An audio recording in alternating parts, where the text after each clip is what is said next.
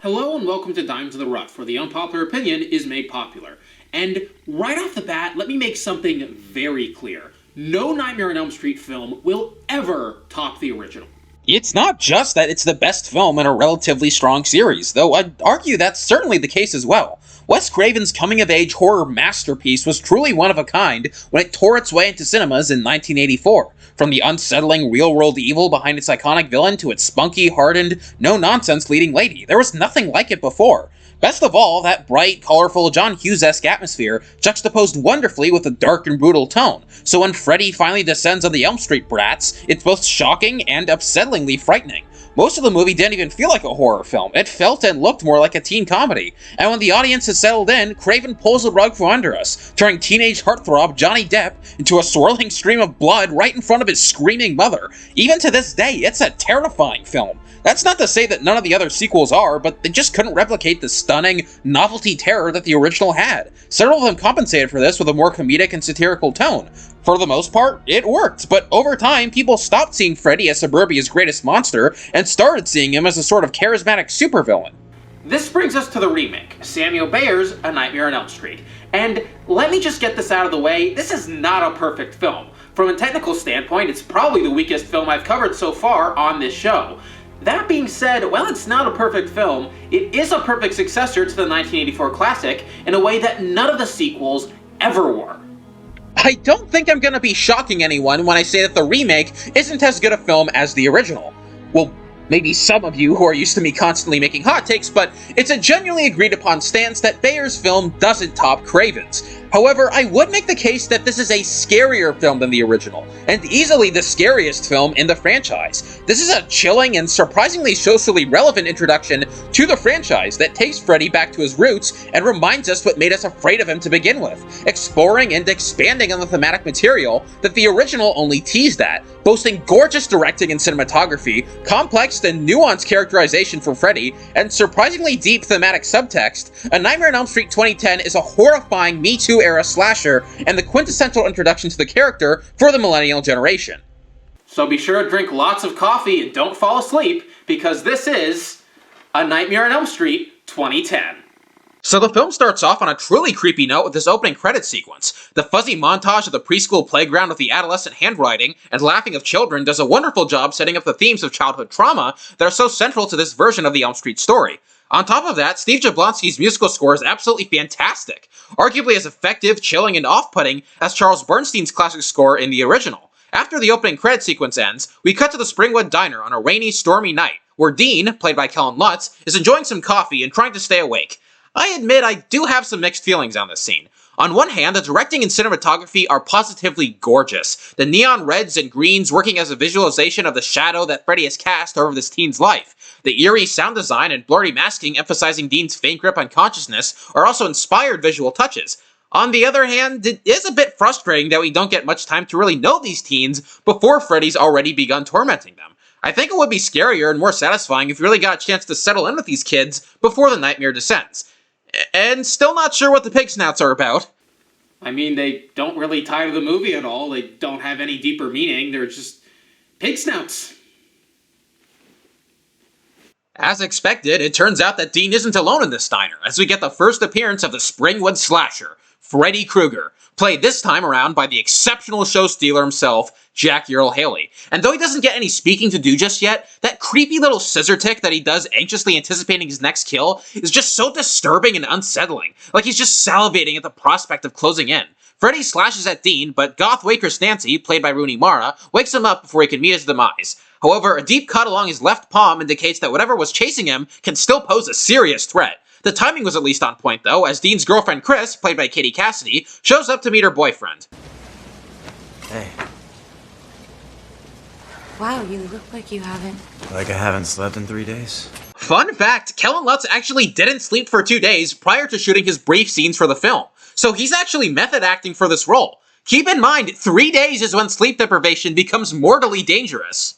For a film that critics were so quick to deem as a soulless cash grab, this proves to me that there were people involved with this film that cared about making a damn great horror movie. And that's a compliment that doesn't just extend to Jack Earl Haley's phenomenal performance.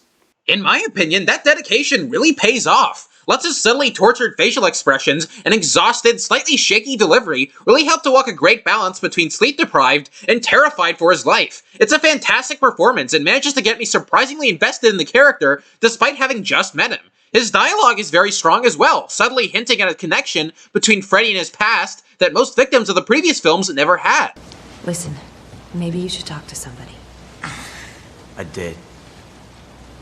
And he thinks all my problems come from my past. We began going through my childhood, and that's when they started. When what started? These nightmares. Nightmares. So what, you can't sleep? I can sleep. I just don't want to. It's also interesting to note that while Dean does bring up that he's gone through his childhood with a therapist to uncover the source of his nightmares, he's very careful not to reference where in his childhood they ever actually came from, almost like he has a subconscious guilt or shame for the source. We'll get more into this later, but it's a very clever piece of setup. An exhausted Dean accidentally spills coffee on his girlfriend, and she walks away to get something to clean the mess up. While she's away, Dean starts to drift off into his sleep again, the flash of neon green and red signaling the return of his personal boogeyman. And as much hate as this film gets for its jump scares, you gotta admit, they're executed pretty effectively.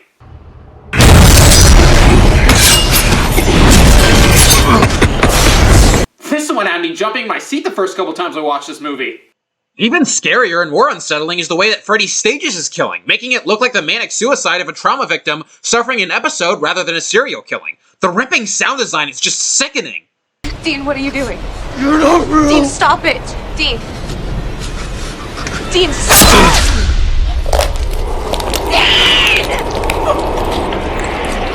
Just imagine witnessing this in person, especially to somebody that you love. Not only is it shocking and brutal, but it also ties this film into a place of real-world horror that really gives this remake its own identity. We cut to Dean's funeral, where Chris starts to drift off into sleep, reliving the same childhood nightmares that Dean did. Look, I didn't say all the jump scares were good. When looking back on old photos of Dean as a kid, Chris spots one with her and them from preschool, confused as to how she could have been there when they supposedly didn't meet until high school. She talks with her ex-boyfriend Jesse, played by Thomas Dekker, about Dean's last moments and what they could have meant. Dean said something right before he died. Oh, please don't. He said, "You're not real." He kept repeating it over and over again. Do you have any idea what that means? No. I don't. Think about it, what would it mean that Dean was on a truckload of medication? This is a pretty good setup as far as Freddy films go. By going after a victim hopped up on meds and staging his death as a suicide, there's really no reason for anyone to believe that Dean didn't kill himself. The only person left with any doubts is his next victim, who will only be left dismissed and ignored as a shaken witness. This not only makes Freddy much more clever than any previous incarnations, it also introduces the idea of Freddy as a gaslighter, one that has a major impact on the rest of the film. As it turns out though, Nancy has also been experiencing encounters with an unseen supernatural killer. And I wasn't sure how to lead up to this, but this line is really stupid, even by the standards of terrible dialogue that I usually cover on this show. You have no idea what I've seen. Gee, could it be the pop culture icon that's on the cover of the fucking DVD? I get that it's a nightmare for a new generation and they're trying to keep it a mystery who the killer is, but it's Freddy fucking Krueger! And I don't know what's worse, that line or this atrocious CGI scene later that looks like something out of the live-action Scooby-Doo movie.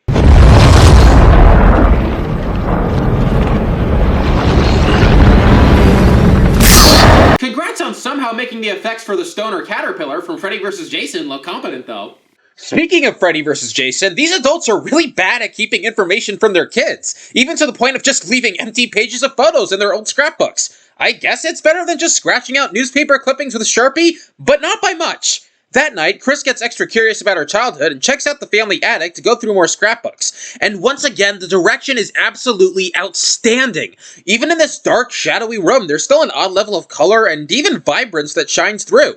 It doesn't even really look like a horror film. If I were surfing through channels, I'd almost mistake it for a 2000s family movie. So when that wonderful, creepy musical score from Jablonski sinks in and Chris comes upon her old preschool underoos, Cassidy's face immediately sinking, the tonal shift hits incredibly deep.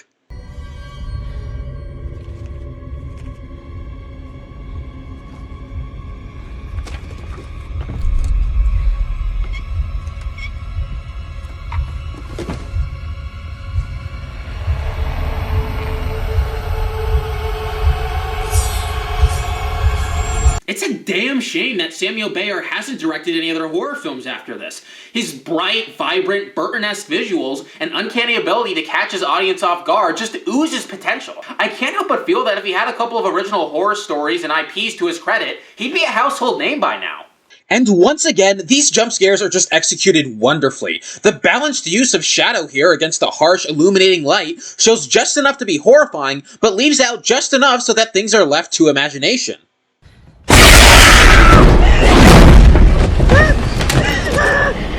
Remember me? It helps that Katie Cassidy is an incredibly convincing screamer. Her next day at school is hardly easier, as Chris is having trouble staying awake. Now, class, it was Pericles who told the Athenian people that they should all gather into the gates of the city while his naval fleet picked off the Spartans by sea. Now, it was to be a slow but sure victory. She's falling asleep in Greek history class? That was like the coolest course in school. What the hell's wrong with you? You really shouldn't fall asleep in class. See? He gets it. The direction here is both brilliant and brilliantly creative. I love the way that the other classmates turn to ash. The walls around the school run down and dilapidated. It's a wonderful piece of foreshadowing that works really well for this nightmare for a new generation. More than that, though, the sound design here is perfect. Unironically, some of the best in film history. From the thundering boom of the transition into the dream world, to the crisp way that Freddy's claws scrape across the chalkboard, to the trippy echoing effect of all the different sound effects. It really does capture the vibe of a nightmare. Come to think of it, there are a lot of films with all-time best sound design we've covered on this show. The Lost World, Attack of the Clones. And once again, Katie Cassidy's screaming is just perfect. Chris drives home, and again, I really fail to see people's complaints here that the film looks too dark or dingy. The way this is shot is just bursting with color, and it really puts the audience off guard for the horror segments. Or at least to me. Deeply disturbed by your recent nightmares involving your house attic and the scrapbooks kept there, Chris is about to investigate the attic herself. And from the ominous heartbeat to Katie Cassidy's nerve-wracking facial acting to the wonderful use of close-up, this scene is just horror perfection.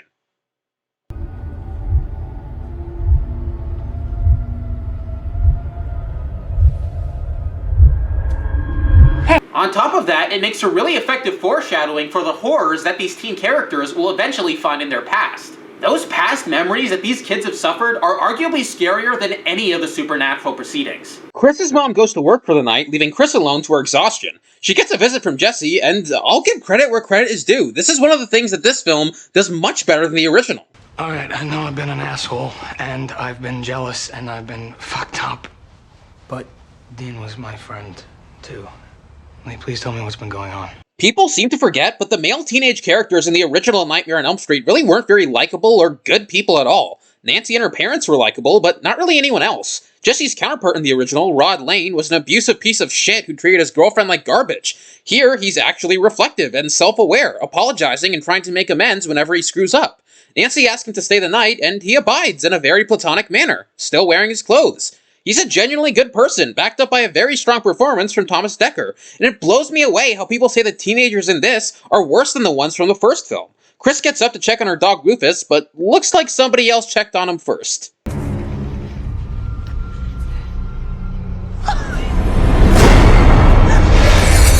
I was just petting him. Well, he killed the dog. Fuck you. Movie sucks. Review over. Chris walks back to her preschool, another wonderfully effective horror scene. The sound design is as subtle and restrained as it is scary and ominous. The cinematography is both lush and colorful, while also feeling unsettlingly isolated and foreboding. And Jackie Earle Haley's Freddy is just horrifying. Come on. Come on. We have to hide.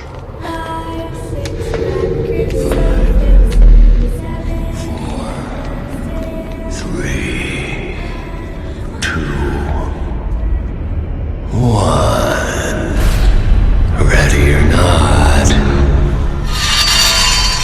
here I come. And I suppose now is the best time to talk about Haley's Freddy. Obviously, nothing can top Robert Englund. He's the Freddy we all grew up with, and we've had 8 movies to appreciate his take on the character.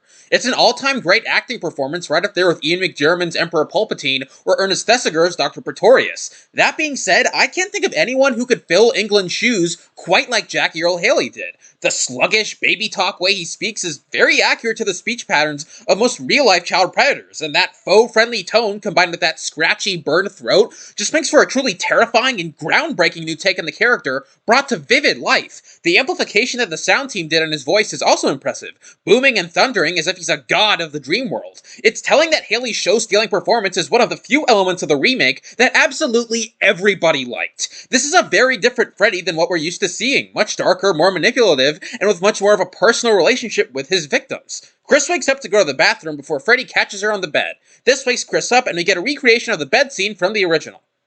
And it really pales in comparison. It's not a total failure like the recreation of the wall phantom was. The brutal sounds of Chris's bones breaking and snapping as she slams against the walls were a pretty grisly new touch, but it also doesn't really make sense. In the original, it was very clear that Freddy was dragging her against the walls. We could track what was going on even if we couldn't see Freddy. Here, he just kinda levitates her against the walls, or maybe he throws her? It's more confusing than scary, even if it is fairly saddening, given that Chris seemed like a genuinely sweet and caring person. Jesse mourns Chris before realizing that getting his DNA on his girlfriend's corpse may not be the best idea, as we head to Nancy's house where she's painting some abstract portraits. And because I already addressed Haley's widely praised performance, I might as well address Mara's widely maligned one. What happened to you? Whose blood is that? Is it your blood?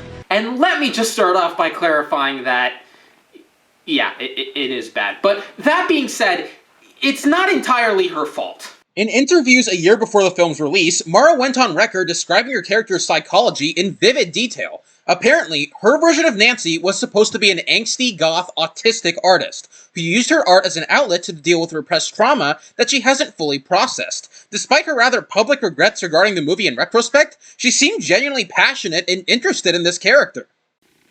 The problem? None of that is in the film!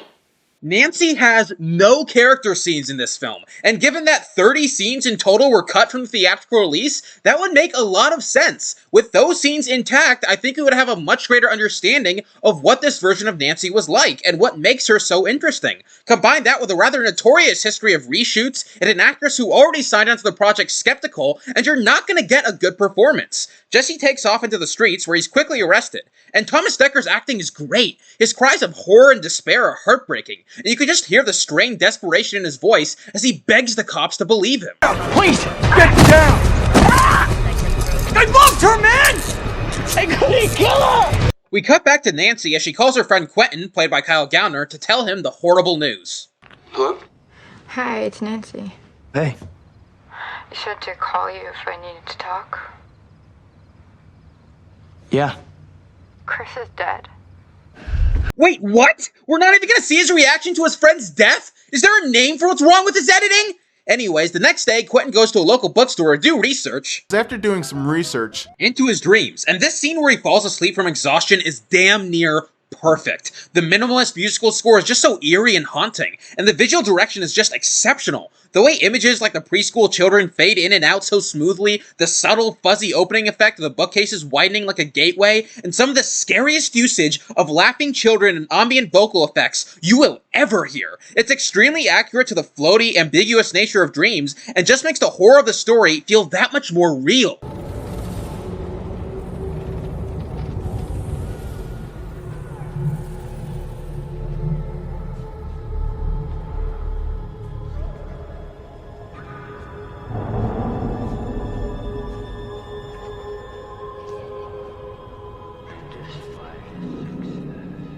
This shot of Freddy calmly sitting down at a kid's table surrounded by innocent, unassuming children is maybe the most terrifying shot in the film, and the fact that it's kept in the background rather than lingered on makes it even creepier. Outstanding direction like this makes it such a crime that director Samuel Bayer hasn't found more work after this with feature horror films, because it's very clear that he has a true creative gift with his use of visuals and use of sound. This scene is so phenomenally directed, I don't even mind the cheap jump scare at the end. Though that could almost be a metaphor for New Line and Platinum Dunes doing everything they can to water down Samuel Bayer's inspired vision with damning interference. We go from one outstanding scene to another as we cut back to Jesse getting released on bail. Of course, this is a nightmare, as we see from this haunting transition with the shifting walls of the prison immediately indicating that Jesse's fallen asleep. The way the lights of the hallway gradually turn off, only for the lights of Freddy's boiler room to be what breaks the darkness, is a brilliant way to introduce this iconic set piece. It is one of the few examples of truly seamless editing in the film. The color grading is vibrant and gorgeous as well. I never understood how people accuse this film of being overly dark and dour. Its fluorescent greens and yellows and oranges give the dreams an almost comic book-like expressionism. The film does use shadow a lot, but it balances well against the very heavy and vivid use of color, something we didn't really see from a lot of horror films at the time, especially Platinum Dunes remakes. The sound design, as usual, is amazing and almost psychedelic. The echoing laughter of children, the way that Chris's cries gradually fade into the hissing and metallic creaking of the boiler room. This is truly ILM quality sound. Jesse. Help me, please.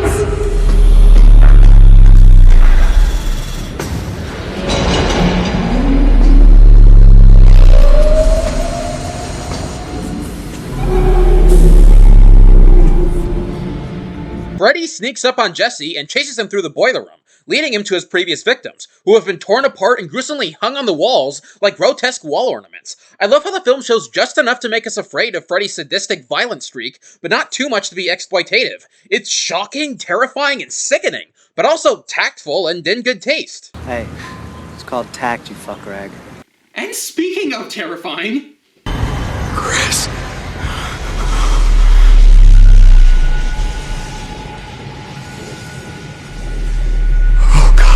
No. Just me. I don't know what's better about this scene. The outstanding acting from Decker and Haley, or the way that Samuel Bayer's single shot seamlessly switches from the reveal of Chris's corpse to the reveal of Freddy. Hate this movie all you want. It was made by a very talented director and very talented actors. And a very talented makeup team and writing duo as well. Freddy's makeup was a divisive point among audiences, but I honestly really loved it. The gaping holes in his cheeks and the tightly dried, melted skin feel very accurate to real-life burn victims, and I can only imagine the horror of Jesse trying to imagine what could have happened to him. And the funny thing is, this was them holding back. Platinum Dunes, in their infinite wisdom, turned down the original concepts the makeup team pitched up for Freddy for being too disgusting to look at. That's upsetting to be sure, but given those limitations, I still find this appearance for Freddy to be downright ghoulish and extremely unsettling. As for the writing, this is the element that, for me, makes Freddy much scarier and much more interesting than he has ever been. What makes this Freddy so terrifying is that he's not only a physical threat, but an emotional one as well. He's a master manipulator, and he plays off his grisly, unpleasant appearance and his victims' repressed knowledge of him to his advantage, gaslighting them into doubting their own memories and practically victim-blaming themselves. I don't know, Jesse. You think you could turn back time? Answer me! No. Do you think you can bring the dead back to life? No. No! No! I didn't fucking think so. I really can't get super into detail about this without spoiling, but Freddy was someone that these kids grew up trusting and even loving, and this is something that Freddy's aware of, something that he uses to intentionally prey upon their vulnerabilities. The only thing worse than a monster you hate is a monster you trust. And again, the acting is fantastic on both parts. Thomas Decker's scream for mercy is blood-curdlingly realistic. And Haley's response is just so sickeningly vile and delivered with such a depraved glee and amusement, almost like he's a microcosm of the kind of folks who go to these slashers hungry for carnage. Why are you screaming? I haven't even cut you yet. We see more of Freddy's twisted manipulation as he shortly leaves Jesse alone, giving him just enough hope for survival as he's completely out of sight before gutting him like a fish. Which is followed by possibly the only joke in the entire film. I didn't do it! I'm innocent! It was pretty funny though. Tragically, however, that's not the end of the story for Jesse. Did you know that after the heart stops beating, the brain keeps functioning for well over 7 minutes? We got 6 more minutes to play.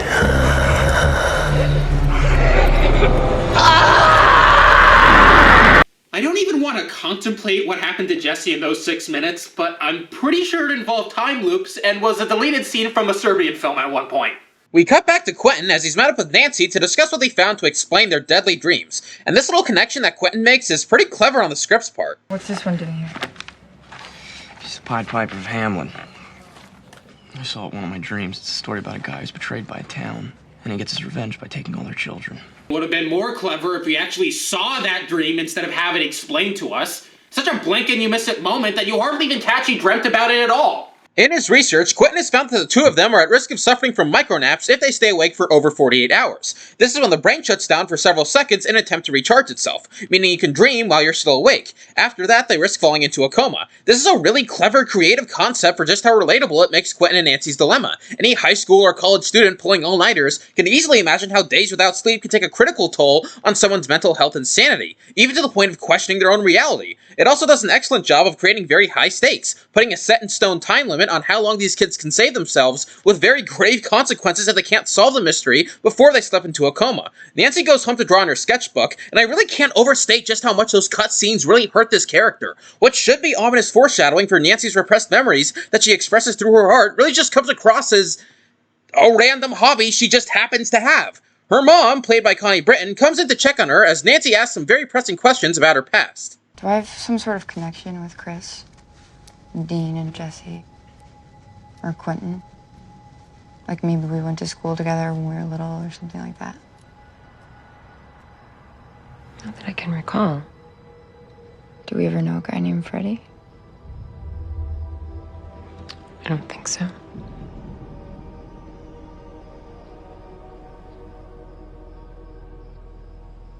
Okay.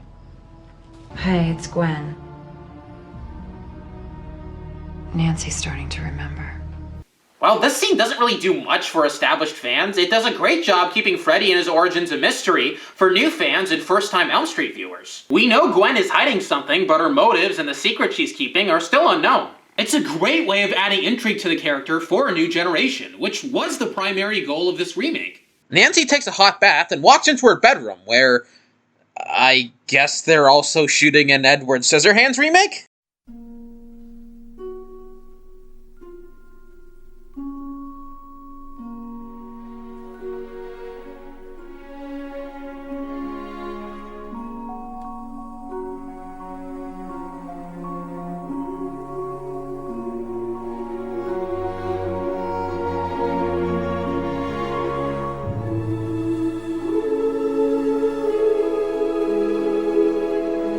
Jokes aside, this is a visually gorgeous sequence, and the whimsical, playful nature of it really does feel right at home in a horror film about repressed childhood trauma. Hell, the idiosyncratic visuals of the scene is probably a better emulation of the Tim Burton style than any actual Tim Burton film since Sweeney Todd. Freddy corners Nancy at her old preschool Badham, but she thankfully gets a call from Quentin waking her up. He comes over to her house as they do some research into the Badham preschool, which apparently closed down a decade ago with a very limited public record on its history. Suspecting her mom is hiding something, Nancy convinces Quentin to search through their house for photos and documents from their childhood, eventually finding an old preschool photograph with photos of both of them, plus all the previous victims. Nancy's mom catches them, and I'm not gonna lie, her delivery here is terrible. What are you doing?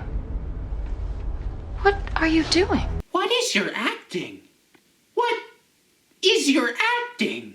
That being said, Brenton and Mara do actually give pretty great deliveries a moment later when Nancy explodes on her mom for lying to her. You said that we didn't know each other. But we're all in this picture. We went to school together. Give me the picture. It's okay. Why would you lie to me? I didn't lie. It's right here. Why would you lie to me? Stop lying to me. I'm not lying to you. I am not lying to you. I'm not lying to you. I didn't want you to have to go through your life with this memory. I didn't want you to remember. I wanted you to forget. I'd argue that it not only makes up for it, but just goes to prove that there are solid performances from Mara and Britton that just got savaged by studio editing. Nancy's mother reveals that Fred Krueger was a gardener at Badham Preschool who lived in the building's basement. Loved and trusted by the children he worked alongside, he used that attachment the children had to him and his naturally friendly demeanor to molest them. This is possibly Jackie Earle Haley's best acting in the entire film, and certainly the scariest part of his performance. Freddy's predatory, sickly sweet delivery and happy-go-lucky attitude as he tries to groom Nancy is just stomach-turning and grounds his Freddy in an uncomfortably real place of pure evil. What are you drawing? That is so good. You know what? I got some other drawings, and they're like really bad drawings. Maybe you can help me fix them? On top of that, the aforementioned bright, vibrant family film color filter makes these flashbacks even more frightening, adding an artificial veneer of brisk childhood innocence to the most horrific and disturbing elements of the film. The juxtaposition of visuals and theme is really fascinating, and not something we'd see in mainstream horror again until the days of It and Hereditary, which arguably took a lot of influence from this film from a directorial standpoint. As for the actual molestation angle, I have to say it's handled surprisingly tastefully. The actual abuse is never shown on screen, and the film takes care not to explicitly mention what happened to the children, as much as strongly imply it through the dialogue and visual storytelling. Which was a huge surprise to me, given how tasteless, juvenile, and gross the Platinum Dune slashers have been in the past! Yeah, he has been acting a little strange lately. She takes us to the secret cave. It's okay. It's alright. That detail about Nancy being Freddy's favorite is just heartbreaking, but I think that it has a really satisfying payoff later in the movie. Nancy tells Quentin that they need to find the rest of the kids in the photo as Quentin heads to swimming practice. Exhausted to an inch of his consciousness, he ends up falling asleep, and this transition from the pool into the dream world is just brilliant. It flows seamlessly from the swimming pool to the rusty water tank, and leaving Quentin shivering and extremely physically vulnerable, wearing only a Speedo and goggles in freezing weather, is a great way to have us immediately sympathize with him. I also love Steve Jablonsky's strong, intense musical score during this scene. The guy sure knows how to use his string instruments to create a feeling of anxiety and urgency, and this score is arguably just as good as Charles Bernstein's from the original.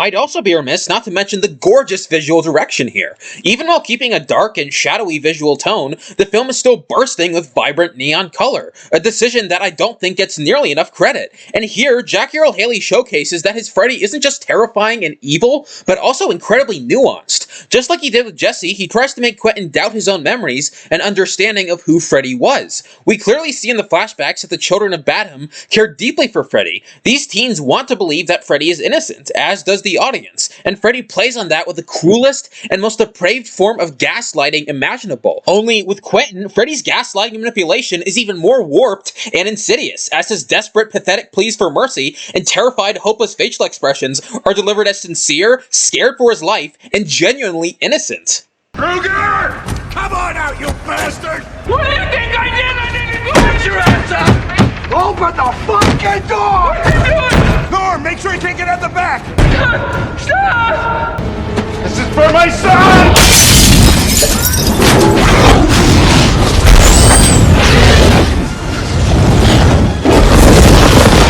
Come out, Kruger!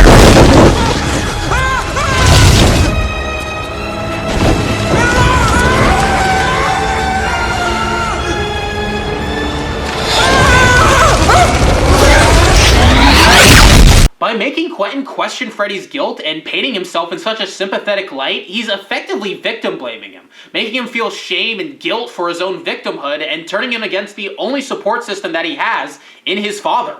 I can't think of anything more evil and twisted. This carries over to the following scene where Quentin confronts his father, played by the legendary Clancy Brown, desperately trying to convince himself of an alternate history of events where he wasn't groomed and violated by a trusted and beloved childhood friend. We were 5! We would have said anything! Why didn't you go to the police? You were so young. How do you know he was guilty? You killed an innocent man. There's not a day that goes by that I don't think about that night, Quentin. Good, you deserve at least that.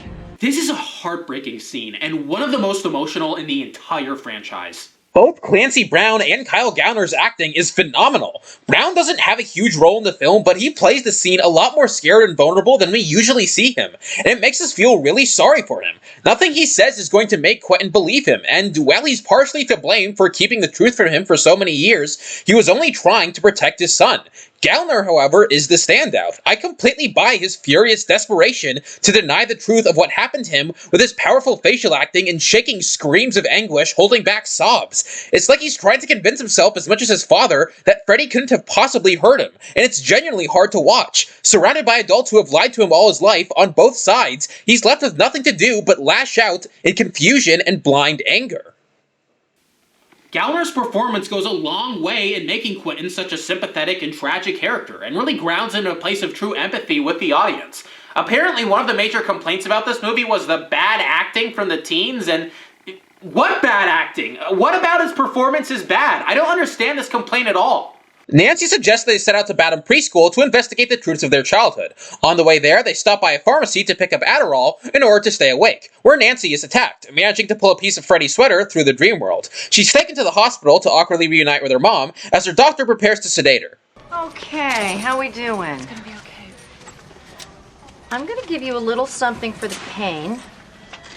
It'll put you right out. I don't want it. I don't want it, Mom. I don't want it. It's okay, it's okay. No, Mom, no, I don't want it. I don't want it. Don't let her do it. This might sting a bit. Fuck me! This might be the best jump scare in the entire film. The doctor's subtle, cocky expression and slightly colder delivery immediately indicate that something is off, and the jarring sound design and music shift is a wonderfully effective jolt of adrenaline. And speaking of adrenaline, that's exactly what our hero Quentin ends up stealing from the hospital, which, yeah, is pretty stupid, but it's exactly the kind of stupid I'd expect from teenagers fighting against the clock to keep from going comatose. He escapes the hospital with Nancy, somehow. What, did they go out the window or something? As they stop by for gas and to inject themselves with adrenaline. Do you want some? No.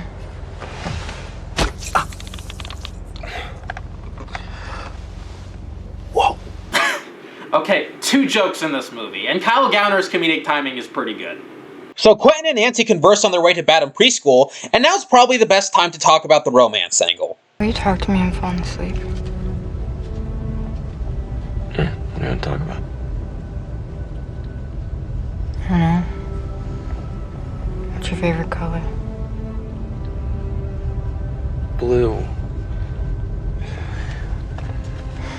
Look, if you really want to talk, how come over the last couple of years, every time I've invited you out, you've just never shown up?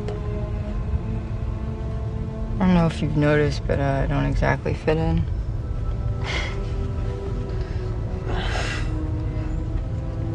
Okay, look, if we survive the next 24 hours, then I'll take you out on a real date. Well, what if I say no? Why don't you sleep on it? I mean, I like it. Gallner and Mara have very cute chemistry and an endearing amount of romantic tension, and I can sort of see why they would fall in love, both being introverted and angsty scene kids with a strong sarcastic streak. My only problem is with the editing. The romance doesn't get a lot of time to breathe and ends up coming across really forced and rushed. I can see the attraction and I understand why it exists, but you can tell there was development missing here that now only exists in deleted scenes. I mean, it's a better romance than New Blood had. So they crash their car into the marshes, which are conveniently a short walking distance from Badham, as Quentin starts succumbing to micronaps. And again, I absolutely love Kyle Gallner's acting. Are you okay? I don't know what's real anymore.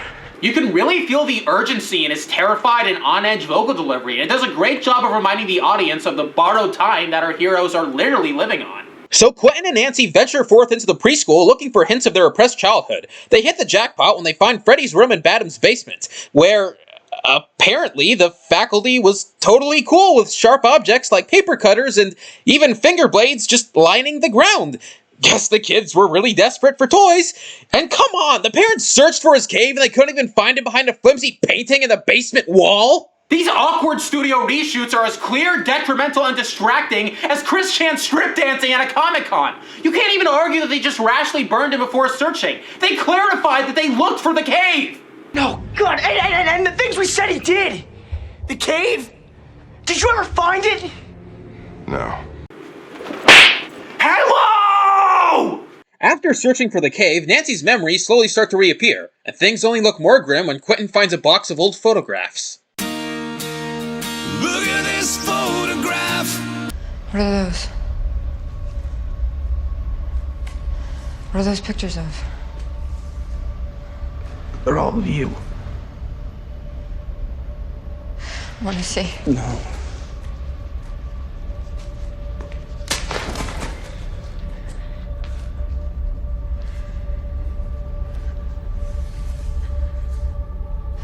No.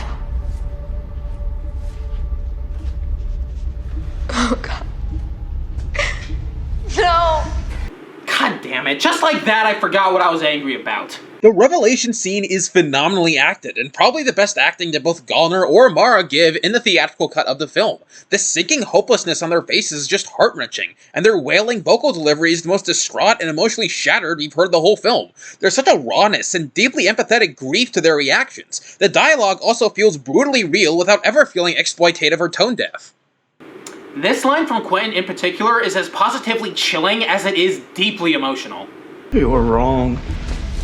He's not after us because we lied. He's after us because we told the truth.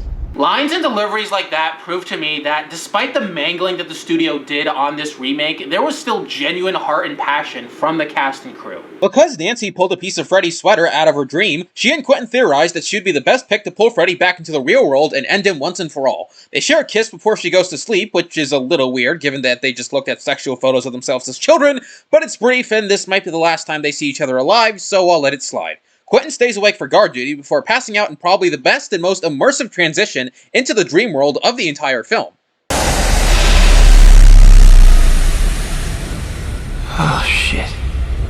You know, this really isn't a good line for somebody whose mistake could have cost them a horrible and painful death, but I don't care. Kyle Gallner's vocal delivery and expression of goosebumps is so genuinely terrified. It's like the fireplace scene from Attack of the Clones, where the great acting really holds up the shitty dialogue. Quentin is attacked by Freddy before Nancy manages to distract him. Now that you got me, what game do you want to play next? Fuck you. Ooh, sounds like fun. No, it's not real. It's real. I'm real. You know, I'm just gonna come out and say it. I love Robert Englund, but Jackie Earle Haley's Freddy is the scarier of the two. I think they're both equally great actors and the best possible choices for this iconic character, but something about that childlike delivery and dialogue that Haley gets just really gets under my skin. He genuinely sounds like a pedophile, and the film doesn't dance around this or use it for cheap sexual innuendo, as we see shortly later with some of Englund's films. He's a complete and total embodiment of real-world evil, and it's fucking terrifying. Freddy chases Nancy through a dream-world version of her house, and, as usual, the cinematography and selective use of lighting are outstanding. There's even this wonderful shot of Freddy when Nancy is hiding in the closet, where he looks like a spitting image of Englund's Krueger. The chase takes Nancy to the upper floor. The practical effects of this blood quicksand hallway are mind-blowing, and the deliberate rays of lighting illuminating Freddy really helping to make him feel like a god of his own fucked up reality. How's this for a wet dream? How's this for a wet dream? A lot of fans have taken issue that Freddy reuses lines from the original and the sequels. Personally, I think it's genius. The main purpose of this remake is an examination of gaslighting and grooming from child predators, using Freddy as a physical manifestation of that brainwashing and mental conditioning. It's kind of hard to do that with a character who has historically used his perversions as a form of wisecracking dirty humor. So instead, the lines are reused in a new context. The directing is much more focused on the emotions of Freddy's victims, the shots are more tasteful and less sexualized, and the script has spent pretty much its entire runtime at this point seriously examining the emotional plight of Freddy's survivors. If you want another example, just look at this scene from Freddy vs. Jason. Your eyes say no, no. But my mouth says yes, yes. Look, I love Freddy vs. Jason. It's probably my number 2 Elm Street film right after the original, but it really doesn't handle Freddy's history of sexual abuse with any degree of maturity. This line is played for black humor. We're meant to be laughing along with Freddy. Later on, when Freddy is torturing and about to rape this character, the camera constantly leers on her breasts and inner thighs. Now, compare this to A Nightmare on Elm Street 2010. Please don't.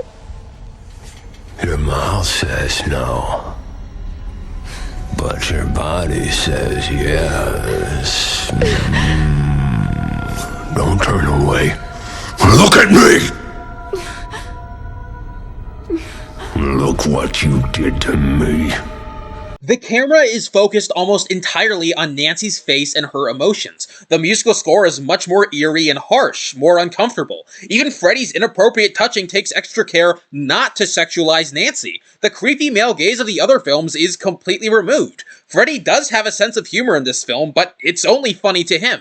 And hearing him repeat his sexual lines he made towards teenagers in the previous films, in the context of a story about child abuse, is not only clever, but actually very thought-provoking in terms of questioning how Elm Street fans appreciate the films and Freddy's personality. So Nancy falls through the floor, and...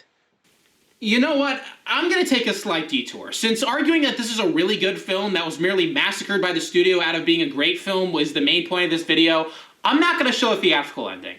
Instead, I'm gonna show the alternate ending that was the original vision for what this film was supposed to be. I'll talk briefly about the theatrical ending afterwards, but I want to analyze the original intended conclusion a little bit more thoroughly.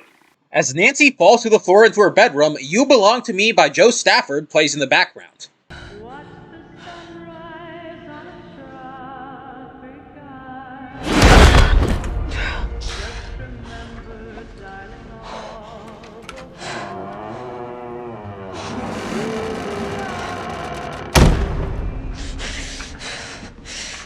Why they removed this song, I have no idea. Not only is it deeply atmospheric and terrifying given that Haley Krueger would have grown up around the time of the song's popularity in the 50s and 60s, and probably fantasized about this revolting scenario ever since, but the lyrics are extremely possessive, and fit the Freddy character very well. Also interesting is how the character initially feigns compassion for Nancy. Look what you did to me.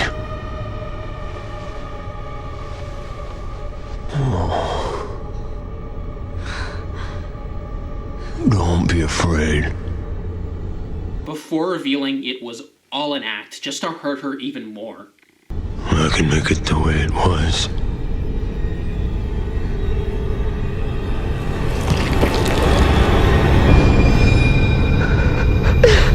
This fake kindness that he initially teases Nancy with is perhaps the most evil thing that Freddy has done on screen, and Haley's performance here is as brutally unhinged as it is inspired. His vocal cadence brilliantly mixes his alluring human voice with his slightly burned undead one, making for the most unsettling of both worlds.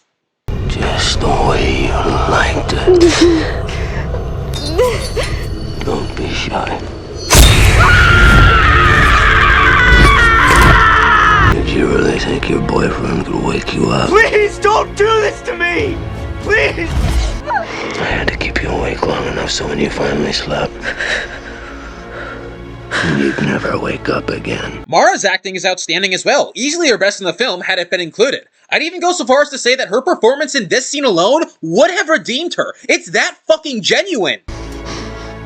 I want to wake up! Like in the theatrical ending, Nancy manages to pull Freddy out of the dream world. However, unlike the theatrical ending, she pulls him out in his human form, revealing Freddy as nothing but a small, twisted man preying on people more vulnerable than him, which is much more fitting and emotionally powerful for a film about abuse victims surviving their trauma and manipulation, as well as an Elm Street film seeking to deglamorize Freddy. Nancy is also a much more empowered heroine. She doesn't even really fight Freddy in this version, she just beats him to an inch of his life with a baseball bat. The conviction, passion, and grit behind Mara's performance is stunning, and it just breaks my heart that it wasn't included in the final product. I remember what you did to me!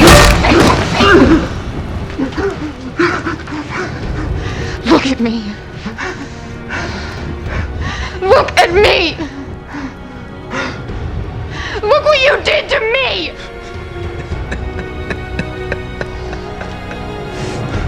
You're my little Nancy. I'm all grown up now. You twisted fuck! Jeez, if that scene was cut out of my performance, I'd probably want to quit acting too. Now that I've shown you the alternate ending, I might as well show you the recut theatrical one. It's fine. It's admittedly a lot more visceral and intense than the 1984 original, and Nancy actually feels like she's much more in danger this time around, but it definitely suffers from a lot less depth than what was originally planned. It also sprouts a whole bunch of plot holes and weird inconsistencies that you can tell were the result of reshoots and studio edits. Why does Freddy have super strength in the human world? Why was there a dangerous paper cutter in a preschool? Why does Quentin have Wolverine healing powers? You can also see that the footage has clearly been doctored to edit around the sections of Freddy burning to death like he did in the original ending, and it's just very awkward. And having Nancy just reuse a one-liner from Freddy vs. Jason instead of using Freddy's manipulative taunts against him is just a massive L. You're in my world now, bitch! Welcome to my world, bitch! So Nancy and Quentin get picked up by an ambulance as Nancy's mother takes her home. Hey, Mom. I know you were just trying to protect me. Thank you. I'm just glad you're safe.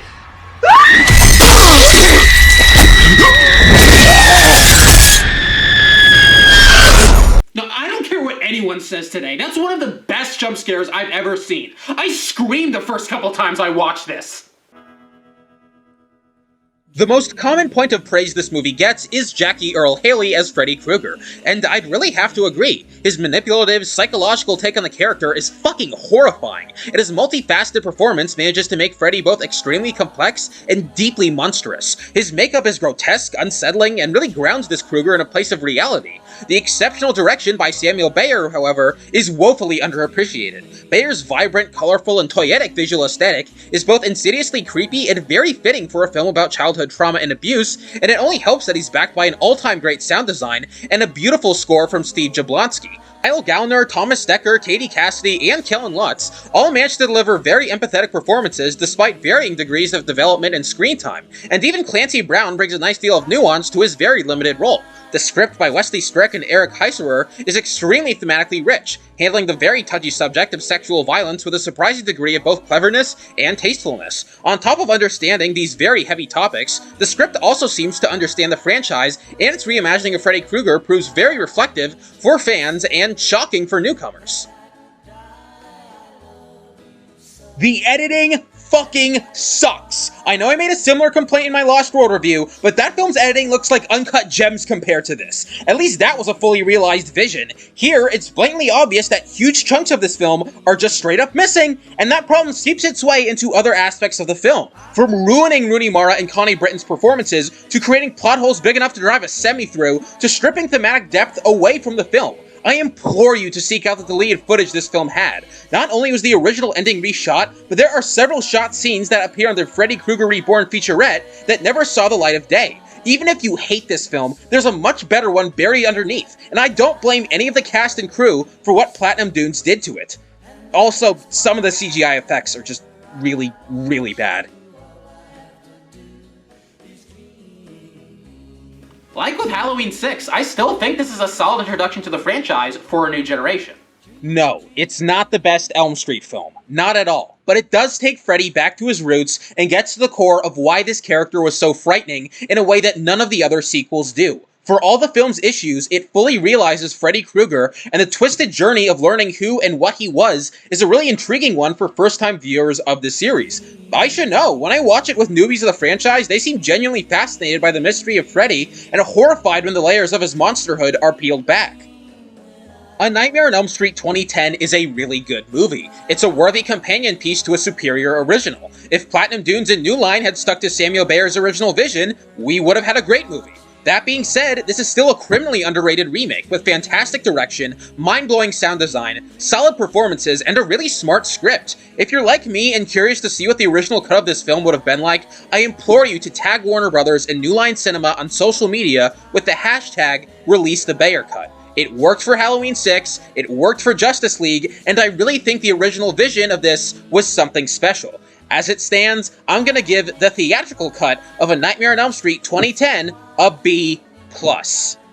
So that's A Nightmare on Elm Street 2010. I really do think time has been good to this film in the midst of the Me Too era, and I really hope to review the original cut of this film someday. Join me next time as we conclude my Star Wars defenses with Star Wars Episode 3, Revenge of the Sith. I'm Fearzette, signing out.